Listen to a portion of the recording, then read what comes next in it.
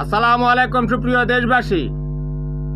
বাংলাদেশে গাপটি মেরে থাকা ভারতীয় গোয়েন্দা বাহিনীর এজেন্ট হার্ফিক মজুমদার ভারতের আজ তাক টিভিতে আরেকটি বক্তব্য প্রসব করেছে। সেটি হচ্ছে, সে সমালোচনা করছে যে জুলাই আগস্ট মাসে বাংলাদেশের উপর জাতিসংঘ হস্তক্ষেপ করেছে। তো জাতিসংঘ তো মানব জাতির দুর্দিনে হস্তক্ষেপ করবেই, কারণ পৃথিবীর সমস্ত জাতিকে তারা রিপ্রেজেন্ট করে। তো আওয়ামী লীগের পক্ষে কেন জাতিসংঘ গেল না?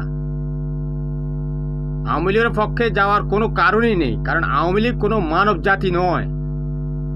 এরা কোনো একটা নিকৃষ্ট প্রাণীর কোনো বিষ্ঠা থেকে উৎপত্তি, না হলে তারা এভাবে বাংলাদেশে বছরের পর বছর গণহত্যা চালাতে পারতো না।